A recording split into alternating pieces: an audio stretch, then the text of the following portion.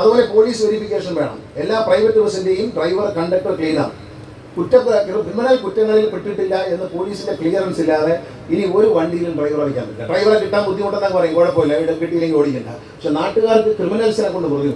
ഇപ്പോൾ KSRTC ജോലി കയറണമെങ്കിൽ police verification ഇല്ലേ? പ്രൈവറ്റ് ബസ്സിൽ അത് ബാധകമാക്കിയിട്ടുണ്ട്, നിർബന്ധമാക്കിയാണ്. ഈ ഒരു മാസത്തിനുള്ളിൽ എല്ലാം പരിശോധിക്കും, അല്ലാത്തവരെ പുറത്താക്കും. കാരണം പോലീസ് വെരിഫിക്കേഷൻ സർട്ടിഫിക്കറ്റ് ഏത് ജോലിക്കും ആവശ്യമാണ്. അതുപോലെ KSRTC ഒരു ഡ്രൈവർ ഇടതുവശത്തൂടെ ഓവർടേക്ക് ചെയ്തു. ഒരു സഹോദരി വണ്ടിയിൽ നിന്ന് ഇറങ്ങുന്ന വളരെ സ്പ്ലിറ്റ് സെക്കൻഡിലാണ് അവർ ജീവൻ രക്ഷപ്പെടുന്നത്. ആ ഡ്രൈവറുടെ ലൈസൻസ് റദ്ദാക്കി. KSRTC ഡ്രൈവറുടെ ലൈസൻസ് റദ്ദാക്കി. നിങ്ങൾ അറിയണം കേട്ടോ, നമ്മളെ മാറ്റം പോകും. അല്ലെങ്കിൽ ലൈസൻസ് സസ്പെൻഡ് ചെയ്തിരിക്കുകയാണ് 6 മാസത്തേക്ക്.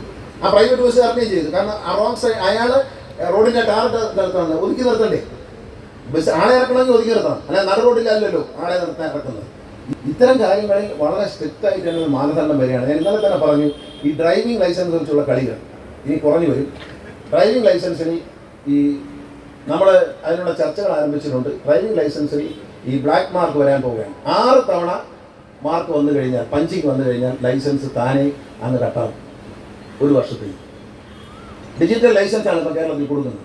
വണ്ടി ഓടിക്കാൻ തുടങ്ങുന്നത് മുതൽ ഒരു ശ്രദ്ധയും അച്ചടക്കവും ഉണ്ടായാൽ നമുക്ക് രക്ഷപ്പെടാൻ പറ്റും. ഒരു ഡ്രൈവിങ്ങിൽ കേരളത്തിൽ ഇല്ലാത്തൊരു കാര്യം ഡ്രൈവിങ്ങിൽ അച്ചടക്കമില്ല എന്നുള്ളതാണ്.